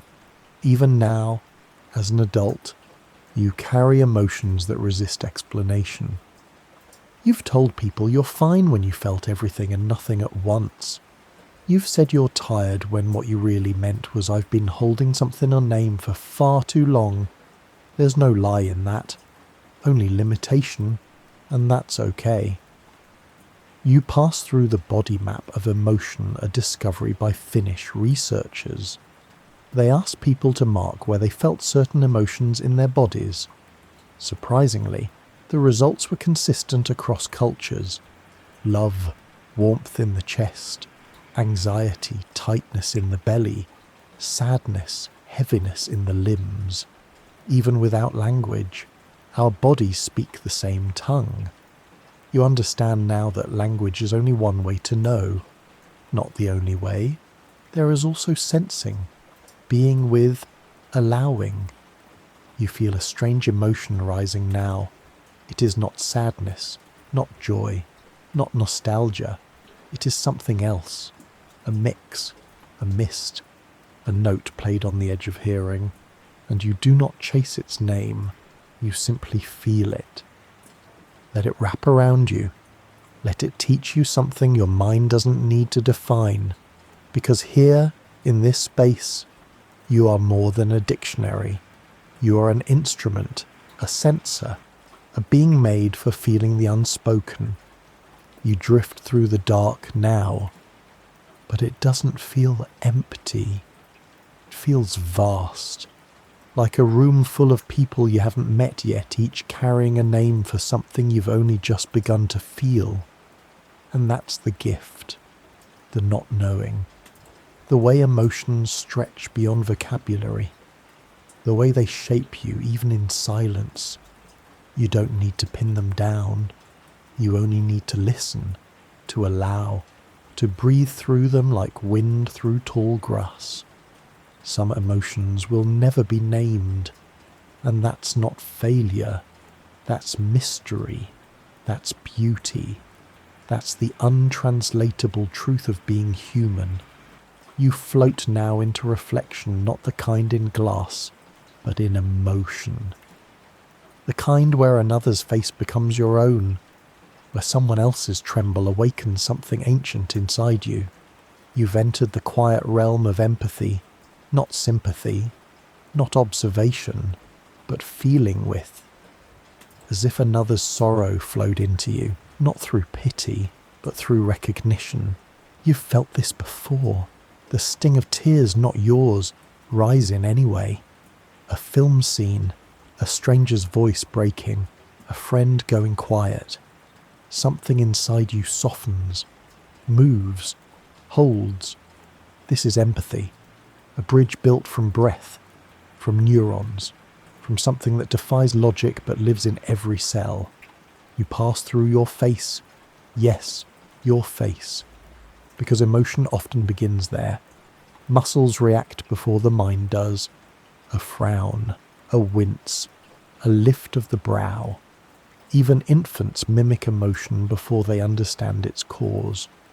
You pass through the mirror neuron system, those special cells that fire, not only when you act, but when you see someone else act. You smile. They smile. And your brain lights up as if you smiled, too. Empathy begins here, not in thought, in motion. Your brain rehearses what it sees as if to say, I remember this. I've felt this. Let me join you. You drift deeper. Now the insula glows, processing the interior feeling, not just the image, but the body's echo of it. You feel another's sadness in your chest, their joy in your ribs, their grief in your throat. You don't decide to do this. It happens. Because empathy is a reflex of the soul. You float toward the anterior cingulate cortex. This region, too, lights up when you witness someone in pain. The same neural circuits that process your own pain are activated when you see another in distress. Your brain, in that moment, cannot tell the difference. It hurts because they hurt, and that hurt connects you. You remember now a moment of shared silence. No words, just presence. And it said more than any speech ever could. Because sometimes empathy isn't comfort, it's witnessing. It's the willingness to stand in the shadow of another's sorrow and not turn away. You feel that shape now, the sacred outline of shared feeling. You drift through your breath. It too changes. When someone cries, you breathe slower. When someone trembles, your chest tightens. Your nervous systems are not separate. They speak. Science calls this co-regulation, when one person's physiology calms or matches another's. A parent rocking a crying baby. A friend breathing steadily during your panic. Not advice, not solution, just presence. You think now of empathy fatigue. That aching heart after watching too much news, hearing too many stories of loss. You felt it, that numbness, that quiet question, am I allowed to turn away? Yes, because empathy is not endless. It requires rest, recovery, a returning to your own breath. To feel with others, you must also feel yourself. You pass through a memory of someone crying in front of you. You didn't know what to say. You said something small. They exhaled, and something shifted. That was enough. Because empathy isn't fixing, it's presence. A hand on the shoulder, a quiet "I know," or even just a glance that says, "I will not let you be alone in this." You drift now into oxytocin's path again, the hormone of connection. It rises during moments of empathy, and it softens both bodies, lowers blood pressure, eases breath, binds two people in a feeling larger than themselves, even strangers.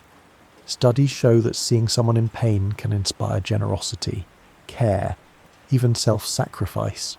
not out of duty, out of resonance, because your boundaries are not made of stone. They breathe. And empathy is the gentle dissolving of the border between me and you. You float above a room now. Two people. One grieving. One simply there. No speech. Just presence. And yet you feel it. The sacred bridge. The quiet exchange. And you understand this is one of the oldest languages. Older than words. Older than history. To feel with.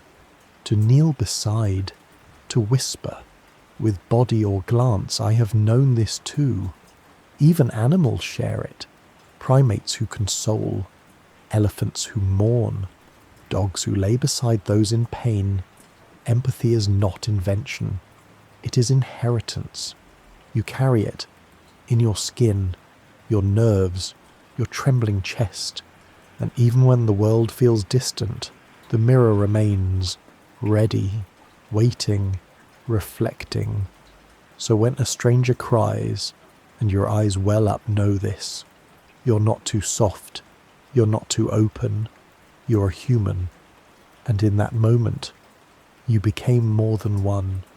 You drift now into something ancient, older than language, older than music, older even than vision. It isn't a place. It's a sense. Smell, not the sharp kind that warns, not the sour or the smoke, but the quiet kind, the ghost of perfume, the scent of old paper, the warmth of rain on dry stone. You float toward it now, and with it comes something you didn't expect, a memory, full, vivid, alive.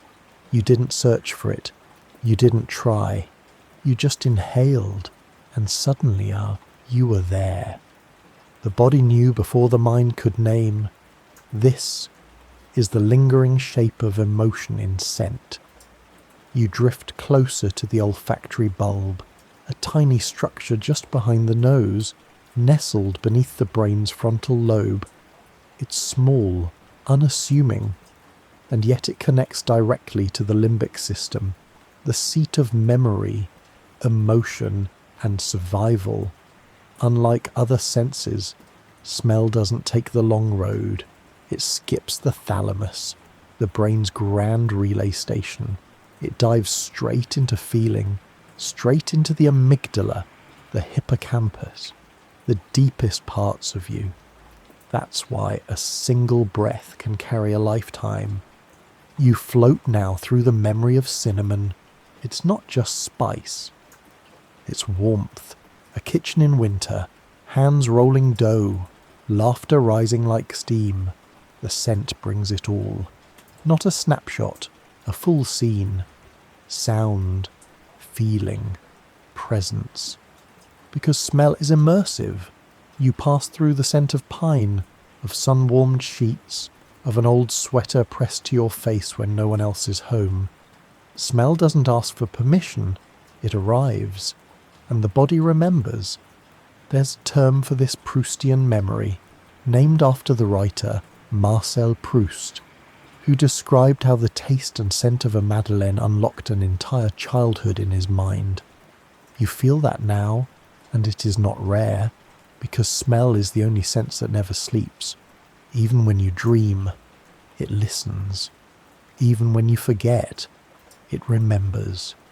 You pass through the olfactory receptors, millions of them, each tuned to a molecule's whisper. Your nose can distinguish over 1 trillion scents. Trillion. Yet most of them never get names. You know them only by their feeling. Smells like autumn. Smells like home. Smells like someone I used to love. You feel how scent and emotion braid together. This is not coincidence.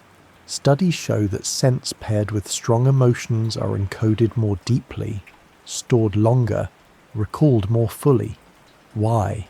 Because in the brain's architecture, smell is carved into survival. The newborn knows its mother not by face, but by scent. Animals follow scent trails for mates, for food, for safety. You too are animal. You too are scent-bound.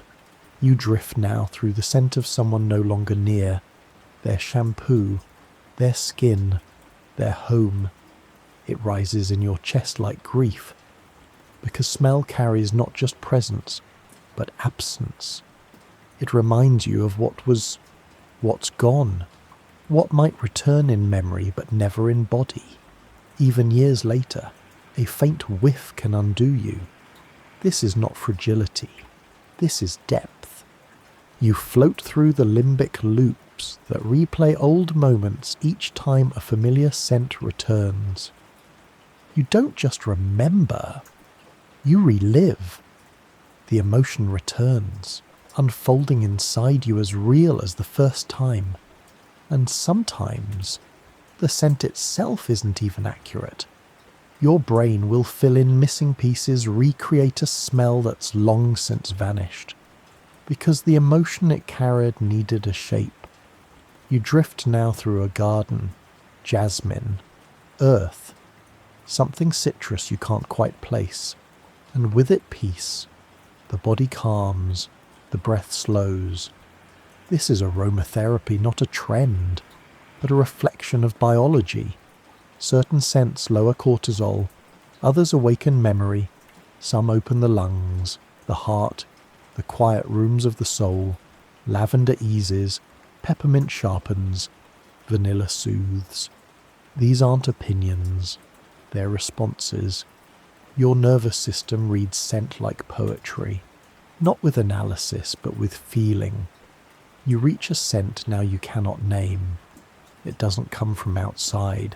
It's internal. The imagined smell of a place you loved, a person who shaped you. An emotion without a story but with a scent, and here, you linger. You don't ask what it means. You simply let it be. You allow the scent to carry its shape through you, round or angular, light or grounded, because this, too, is emotion, invisible, inhaled, unspoken, but deeply, undeniably true. You rise now, carrying with you a trail of memory that cannot be photographed or quoted or captured, only felt, only breathed, only held in the secret chamber of scent and soul that is yours alone.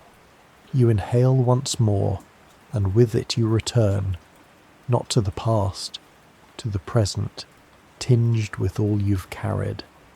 You do not need the words, you only need to notice and exhale. You float now into a sky that isn't above you, it's within you. Clouds gather, light filters, the wind shifts, and somewhere, deep in the nervous system, something turns. This is the weather of the mind. It doesn't ask permission. It changes slowly, then all at once. And like the sky, your mood is not fixed. It moves, it rolls, it opens and folds. You feel it now, that subtle shift in emotional air. Not quite sorrow, not quite calm, just the atmosphere of being, mood. You drift through it like a balloon on unseen currents. And just like real weather, this internal sky is shaped by pressures, by temperature, by seasons you can't always name. Sometimes your joy feels full like a bright morning after rain. Sometimes your sadness doesn't arrive like a storm, it hovers, grey, persistent, a drizzle behind the eyes. You pass through your neurotransmitters, the chemical winds that shape mood, serotonin the stabilizer, a slow tide of okayness, dopamine the spark, the chase, the light on the hill, norepinephrine the alertness, the quickening breeze, each one a weather vane, each one affected by food, sleep, touch, light. You realize now mood is not fiction. It is physiological. It is real. You pass into the circadian rhythm, your body's internal clock. Mood follows light, follows sleep. When the sun fades too early or rest doesn't come, your internal barometer dips. The brain's pineal gland releases melatonin. Sleepiness arrives, and sometimes sadness follows. You think now of winter, how the light thins, and your inner sky greys. This is not in your head. This is your system responding. Seasonal affective disorder, sunlight deprivation, and still, when spring returns, so does something inside you. Mood rises like sap through trees. You drift through memory now, not a moment, but a season, a time when you felt lighter, more open. You don't remember why, but you remember the feeling of waking with clarity, of walking without heaviness. The weather was different then, both outside and within. Mood is not a single cloud. It is a pattern. A high-pressure system of emotions circling through you, influenced by food, movement, memory, music, even posture, even breath. You pass now through the vagus nerve, the quiet communicator between brain and body. When you breathe deeply, especially on the exhale, you send a message. We are safe. And mood shifts. Clouds lift. Rain slows. You think of a time when something small changed everything. A song. A smile. A scent. Suddenly, the grey gave way to blue. You didn't decide to be better. You were touched by something, and your internal sky responded. You passed through emotional granularity, the ability to name your moods more precisely. Not just bad, but restless. Not just happy, but tender.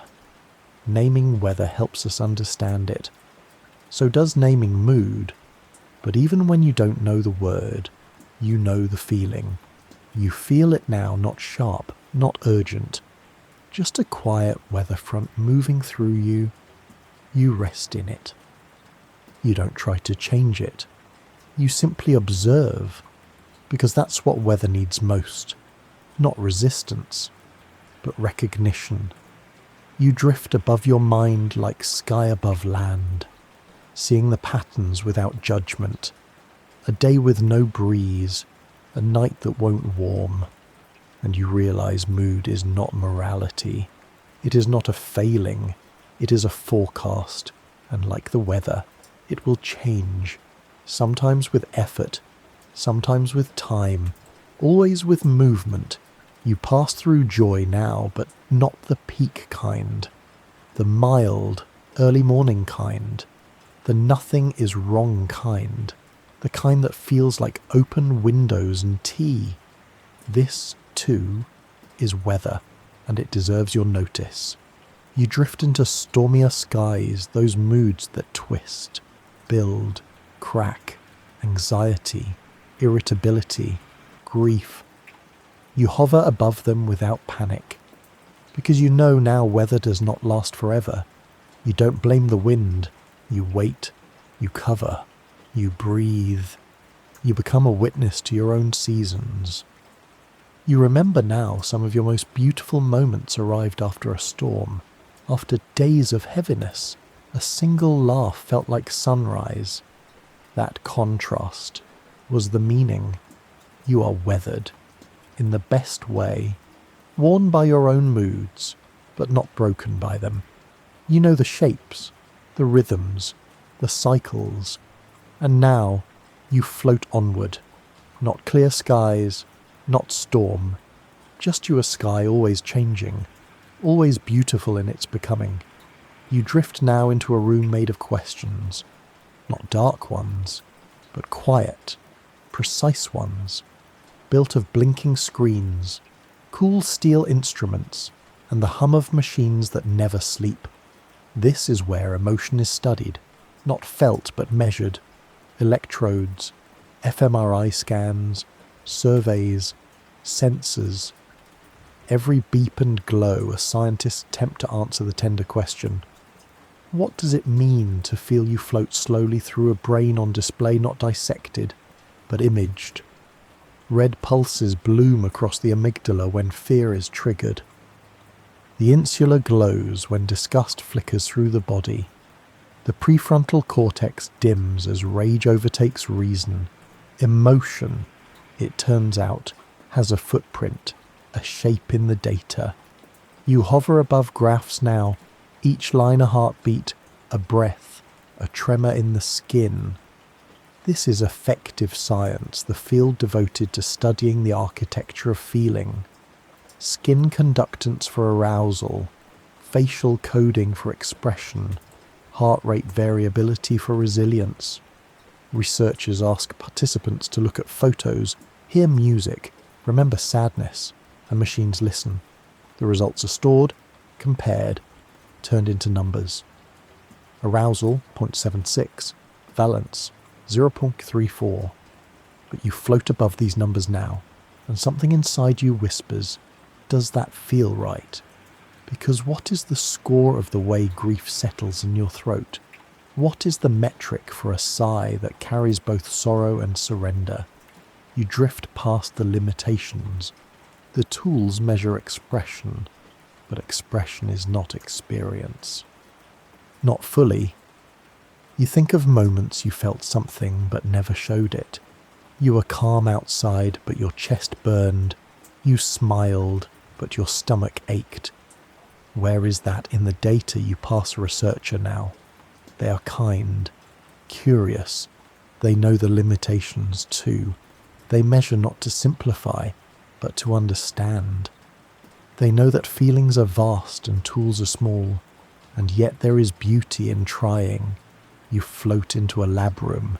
A participant hears a piece of music. Tears rise. The scanner lights up. The researcher doesn't just record it, they notice.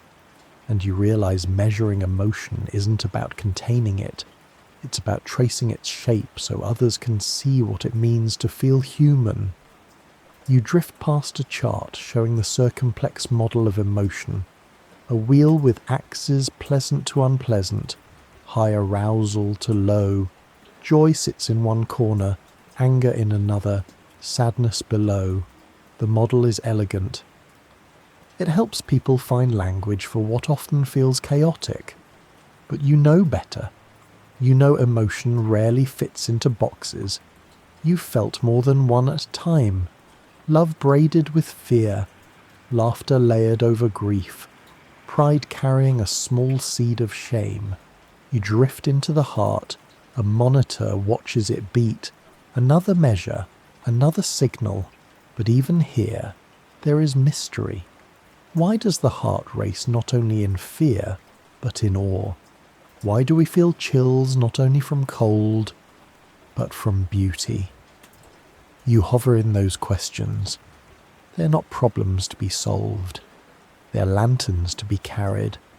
Because the moment emotion is pinned down, it begins to shift, like fog around fingers, like music remembered, but never replayed exactly the same.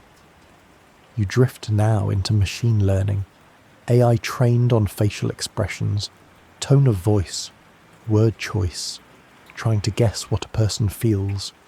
It gets close sometimes, better than chance, but it doesn't feel, not yet. It sees patterns, but not pain. It recognizes smiles, but not longing, because to feel requires body, requires memory, tension, release, requires breath, requires the moment when everything in you softens because someone said the exact right thing at the exact right time. No machine has known that, yet. Still, you do not resent the effort. You understand. To measure is to care, to seek understanding, and emotion is worth understanding, because it shapes what we are. It guides decisions, it fills art, it moves history, it shapes you. You float back from the charts, the monitors, the silent scans. You carry the knowing that emotion can be seen but never fully captured. Because emotion is not a snapshot, it's a tide. It's a sky changing, a flame bending, a song never sung the same way twice. You do not need to measure your feelings to make them real. You only need to feel them, to witness them. To let them pass through like weather, like wind. You're not data. You're not digits. You're a soft equation solving itself in breath and memory. And tonight, that is more than enough. You drift now into a moment without memory, without cause, without shape. It arrives not like a storm, but like a subtle mist, quiet, unpredictable, complete. It is a feeling, but you don't know why it's here. You weren't thinking of anything in particular. You didn't see a familiar face or hear a haunting melody. And still, your chest tightens, your stomach sinks, or maybe it lifts, shimmers, and all you can say is, I just feel different. This is the emotion that comes from nowhere, and yet you know it's real. You pass now into your nervous system, wondering where this wave began. Maybe a flicker in the amygdala, a shift in dopamine, a sudden cascade of neurotransmitters triggered not by thought, but by body, a scent you didn't notice. A change in posture, a drop in blood sugar, a slant of light that brushed against an old pattern buried deep within. Sometimes the cause is too subtle to catch, but your body noticed, your system responded, and now you feel. You drift into a memory not tied to this moment, but one that echoes it. A morning years ago when you woke up and everything felt off, not sad, not panicked, just wrong. And you tried to explain, to trace it, to pin it, but there was no answer, and still, the feeling moved through you like fog. Science offers ideas that emotions can be triggered by physiological changes before conscious awareness. That subtle sensory input can create powerful reactions. Your skin absorbs the world even when your mind is busy elsewhere. Your gut, your lungs, your heartbeat. They all speak before you do. You feel something, and then you look for a reason. But not all feelings come with stories. Some simply are. You drift now into the interoceptive system, your internal sensing network. It monitors your blood pressure, your hydration, your breathing patterns. And when something shifts, it sends a signal, sometimes subtle, sometimes overwhelming, and your brain. It fills in the blanks. It writes a narrative to match the sensation. I must be upset. I must be excited. I must be anxious. But sometimes there is no story, only the tide. You pass through the insula, the part of your brain that processes internal state. It's quiet here, but active, humming with the work of translating breath into awareness. And it doesn't ask why. It simply says you feel, and that is enough. You remember a moment when joy came for no reason, walking alone, sun through leaves, no one watching, just an inexplicable fullness. It was not prompted, it was not logical, it was real. That's the mystery. Emotions are not always consequences, they are sometimes just visitors. Passing through, you drift into stillness now, letting a feeling move without chasing it, not trying to understand, not trying to name, just noticing the shape it takes as it passes through your limbs, your breath, your skin. It may leave quietly, it may linger, but it does not define you. You're not the weather, you're the sky. Let it rain, let it clear, let it come from nowhere, and let it go the same way. You drift now toward the end not of the journey, but of the question. You have floated through grief and awe and wonder, through colours and touch and sudden memory, through laughter, through silence, through the invisible fingerprints that feelings leave behind, And now you arrive not at an answer, but at a return to something simple, something soft, the shape of a feeling that's been with you all along, not joy, not sadness, not fear, something quieter, something older, a sense of being, of presence, of you. It doesn't shout, it doesn't demand, it waits, and now you notice it. It hums in the background of every breath. It moves behind your thoughts. It curls in the corners of your body like warm light. Some might call it peace, some contentment, some love. But tonight, you do not name it. You simply feel it. It has no sharp edges, no fixed form. It flows. It adapts. It fills the space you offer. You drift through the memory of yourself as a child. Not a moment, but a sensation. The way you once curled into blankets without wondering if you were enough. The way you played without asking why. That was the shape. Still is. You rise now through all your former selves. The one who tried so hard. The one who grieved quietly. The one who laughed until they cried. The one who waited. Each one added a new curve, a new softness, a new strength, and together they made you. Your emotions didn't distort you, they sculpted you, not into something else, but into more of yourself. You float through the body now, not as observer, but as home. You feel how your lungs expand for no one but you, how your heart beats just to hold you, how your skin remembers every kindness, and in that knowing, you settle. You no longer ask what the shape of a feeling is. You are it. You're the echo of every laugh and every pause. You're the rhythm of 1,000 mornings, the soft hush after a tear, the reach, the rest. You are not a definition. You are a song, one still being composed. So now, dear dreamer, rest. You have wandered through the secret shapes of what it means to feel, through valleys of memory and skies of emotion, through questions without answers and moments that felt like forever.